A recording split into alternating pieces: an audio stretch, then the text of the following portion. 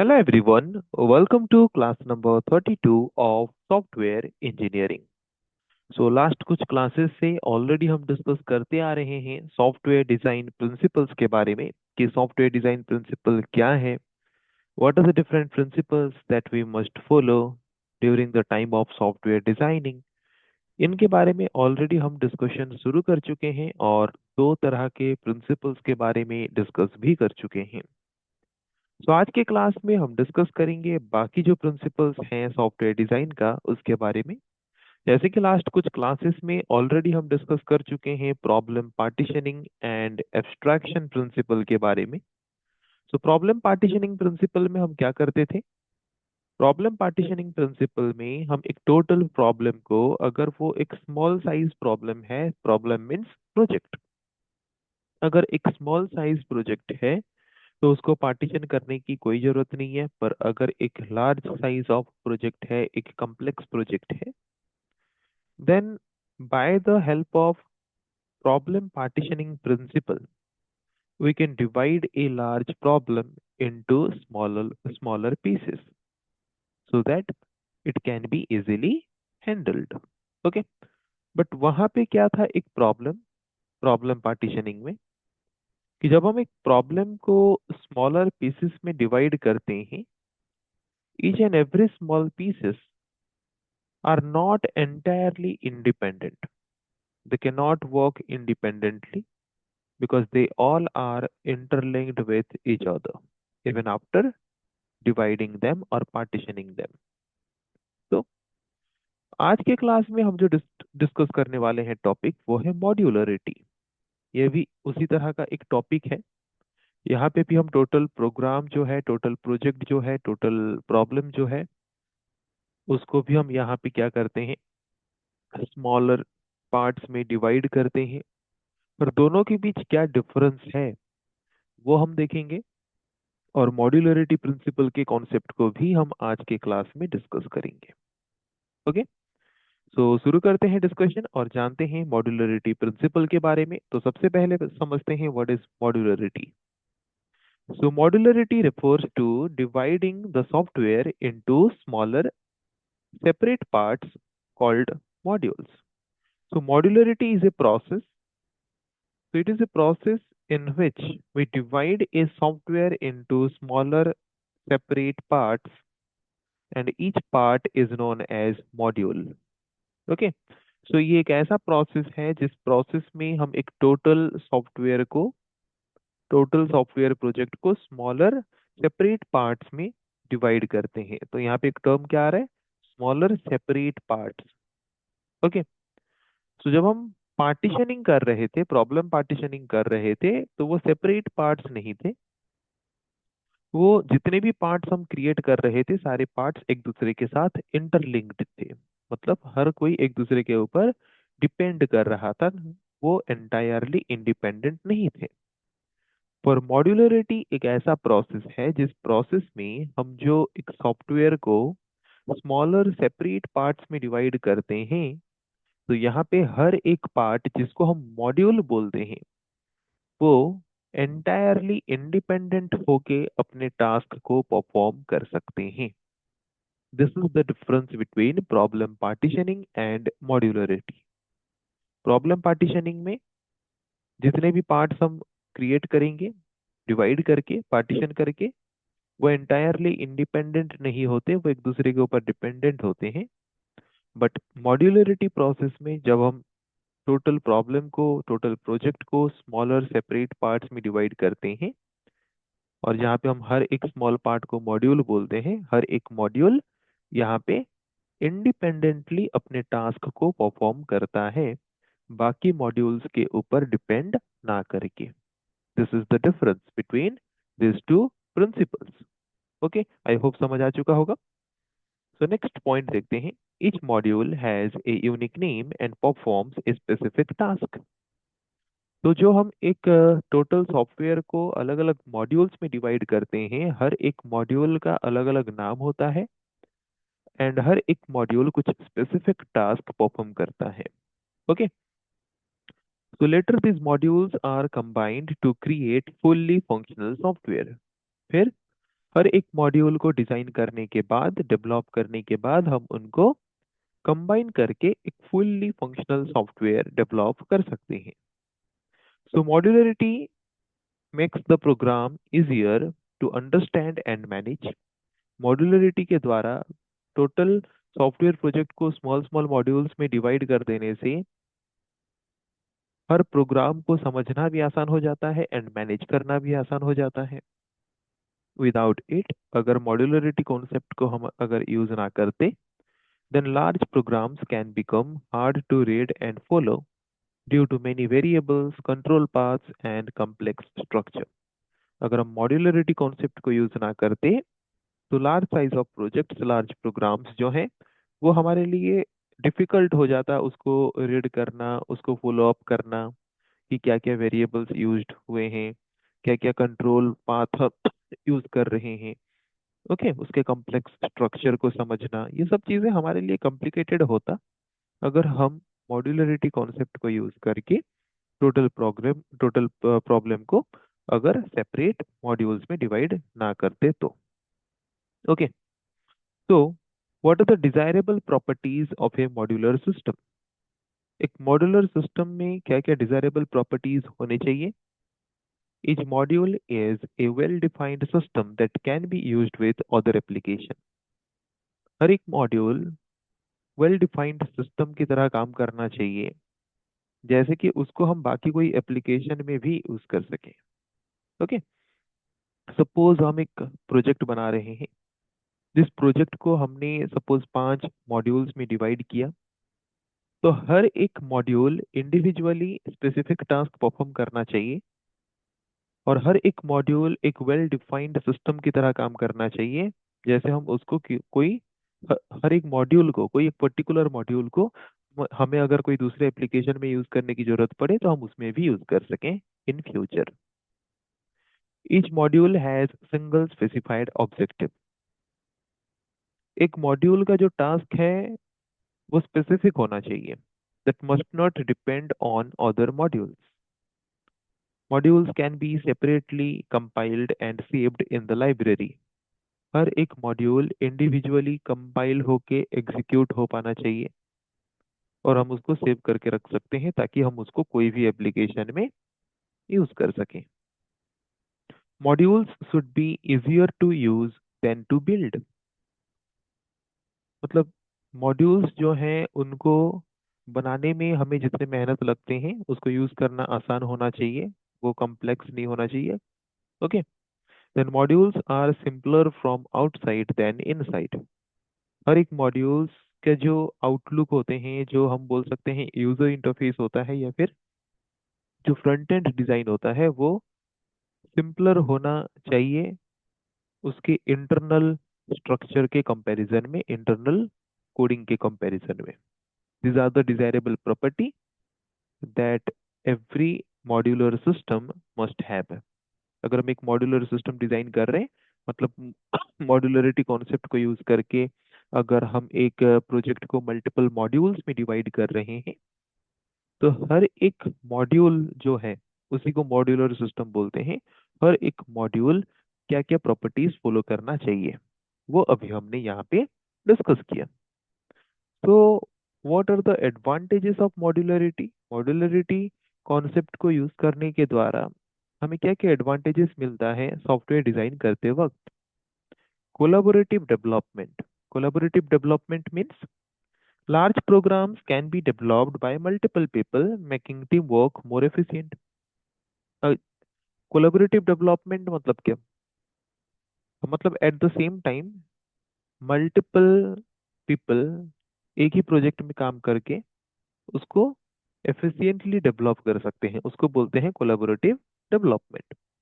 तो modularity concept में जबकि हम एक टोटल प्रोजेक्ट को स्मॉलर सेपरेट पार्ट्स में डिवाइड कर देते हैं, अलग अलग मॉड्यूल्स में डिवाइड कर देते हैं, तो multiple people at the same time उस प्रोजेक्ट में काम कर रहे होते हैं अलग अलग मॉड्यूल्स के लिए।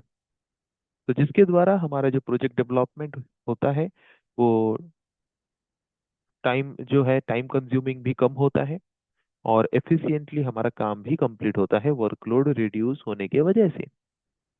देन और क्या एडवांटेजेस हैं? Reusable code. So commonly used routines can be placed in library. मतलब जो अलग अलग मॉड्यूल्स हम डिजाइन कर रहे हैं, ऐसे कुछ मॉड्यूल्स में भी हो सकते हैं जो कि मतलब कॉमनली यूज्ड हैं।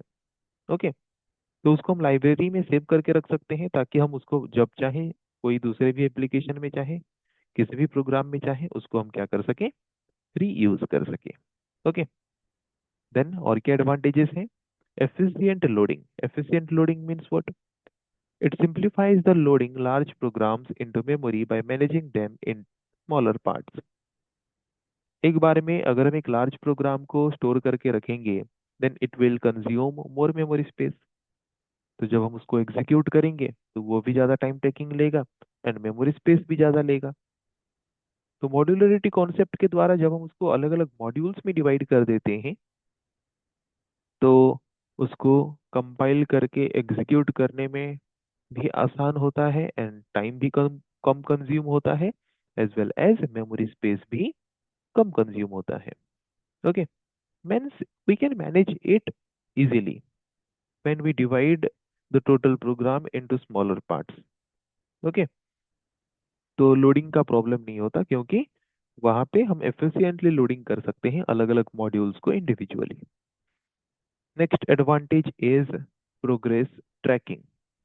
तो प्रोग्रेस ट्रैकिंग का मतलब क्या होता है?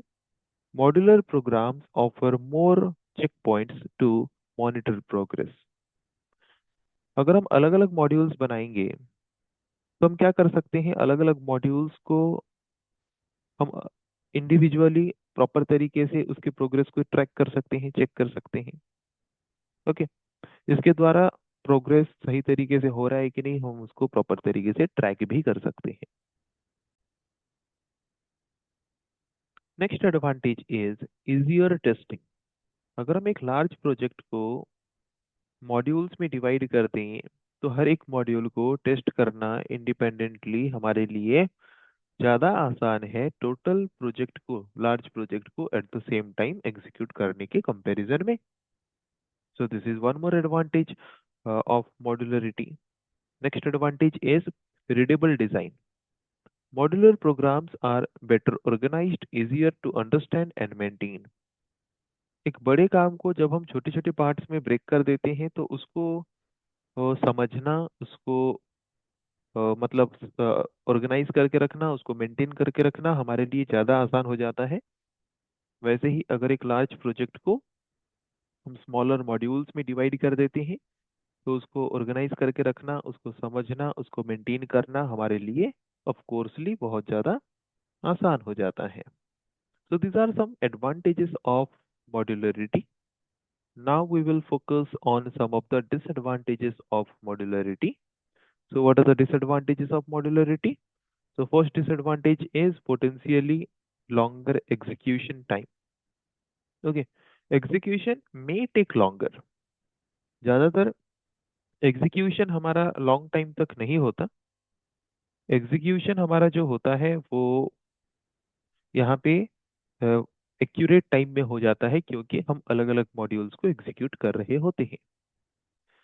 तो इसीलिए लास्ट में एक पॉइंट भी ऐड हुआ है, दो this is not always the case, but ऐसे कुछ केसेस होते हैं जहाँ पे सारे मॉड्यूल्स को मिला के जब हम एग्जीक्यूट करते हैं तो कुछ केसेस में वहाँ पे जो हम लिंकिंग करते हैं वहाँ पे मे भी थोड़ा टाइम टेकिंग हो सकता है in some cases, not in all cases. Another disadvantage is increased storage requirements. Okay, it increase the storage requirements.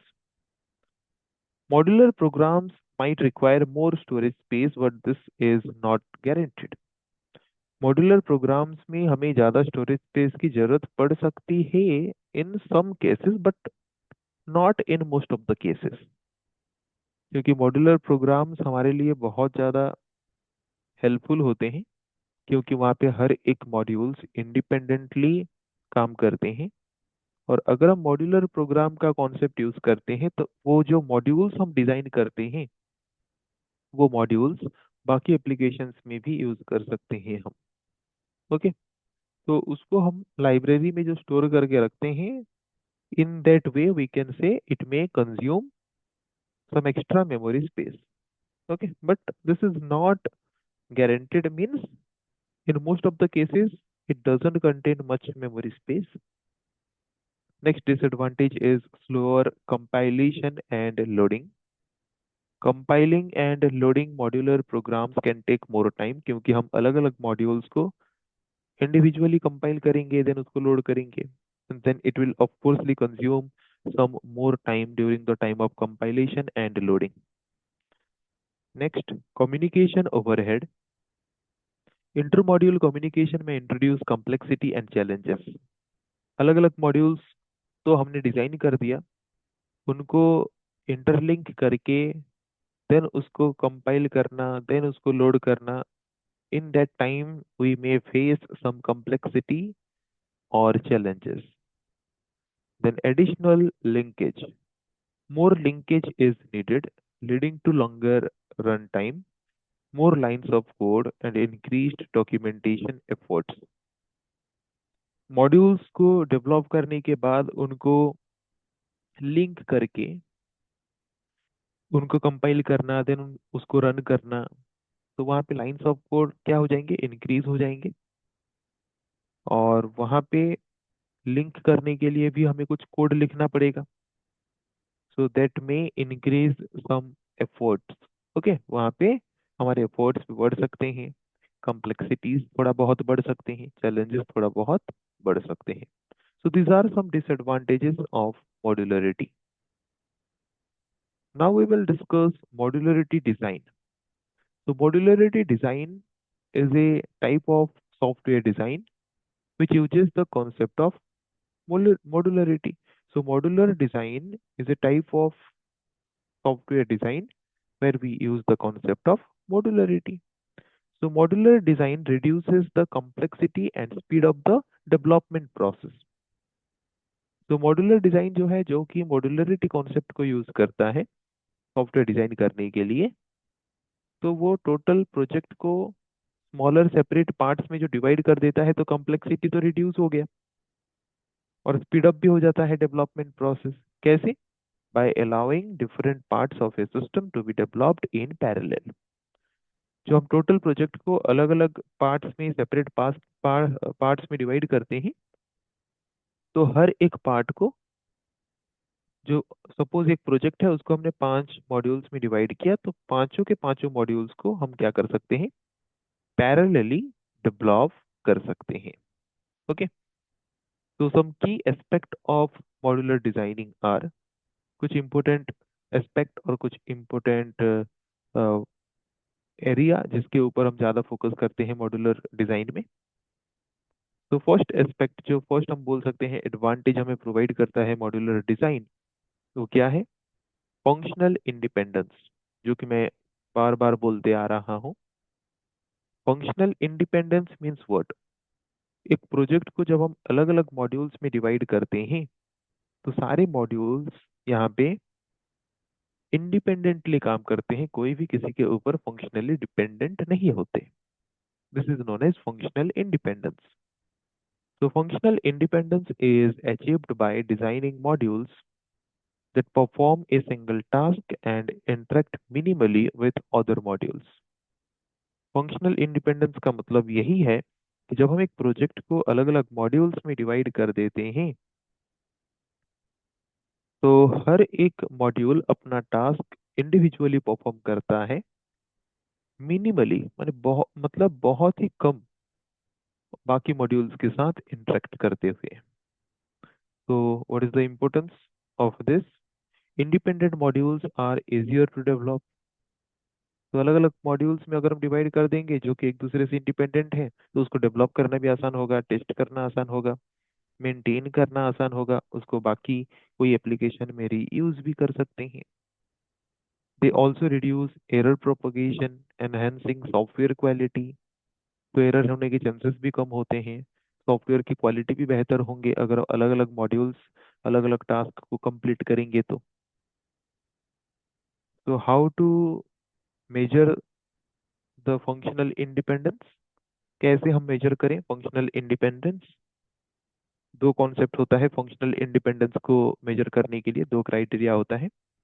क्या है? Cohesion and coupling. Cohesion means what?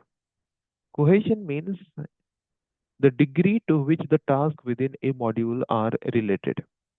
समझना थोड़ा अच्छे से कि अगर हम एक मॉड्यूल में हैं तो उस मॉड्यूल में वो सिर्फ अपने ही काम को फोकस कर रहा है, उसको मेजर करने के लिए हम जो क्राइटेरिया यूज करते हैं वो है cohesion. Okay. Cohesion means the degree to which the task within a module are related.